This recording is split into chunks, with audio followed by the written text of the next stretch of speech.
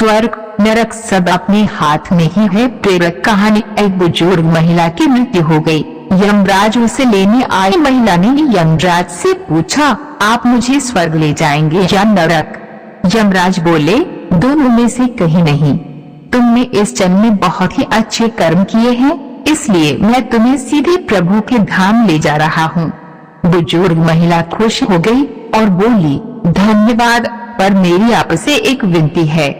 मैंने यहाँ धरती पर सबसे स्वर्ग नरक के बारे में बहुत सुना है।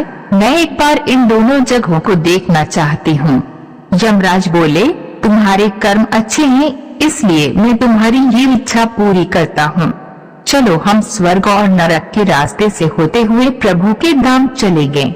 दोनों चल पड़े। सबसे पहले नरक आया।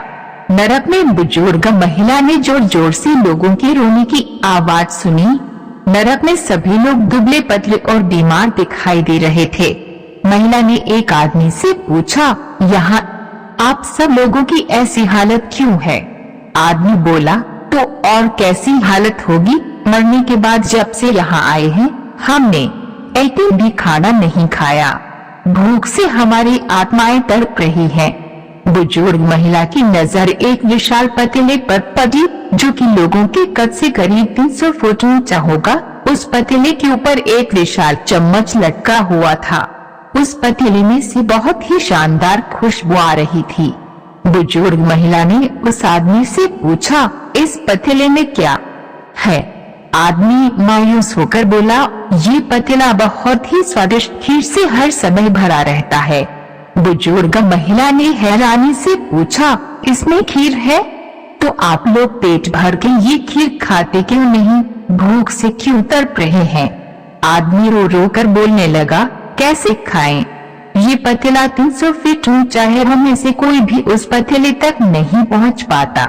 बुजुर्ग महिला को उन पर तरस आ गया। सोचने लगी, बेचारे खीर का पतीला होते हुए भी भूख से बेहाल हैं। शायद ईश्वर ने इन्हें यही दंड दिया होगा।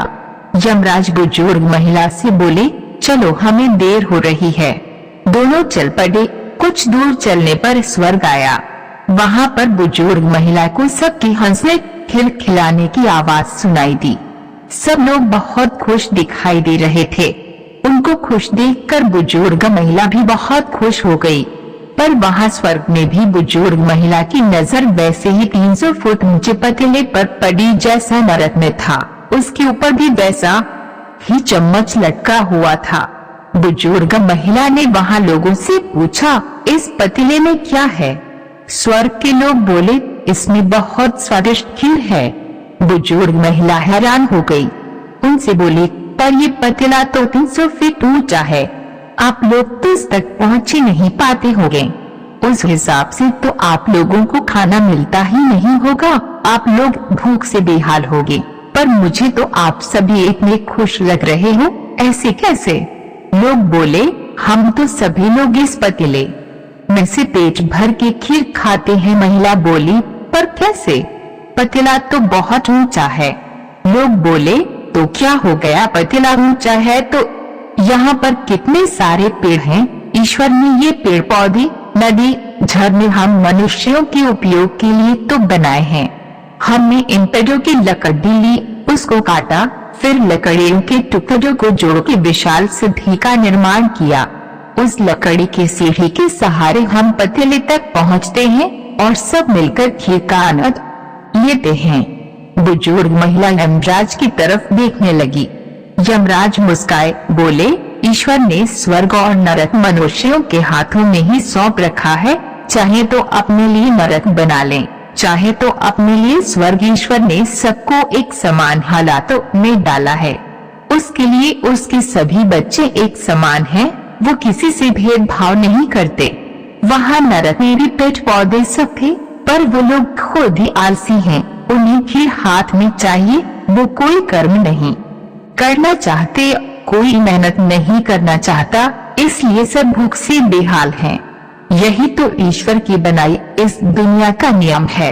जो कर्म करेगा, मेहनत करेगा, उसी को मीठा फल खाने को मिलेगा। अर्थात स्वर्ग एवं नरक आपके हाथ में ही है। मेहनत करें, अच्छे कर्म करें और अपने जीवन को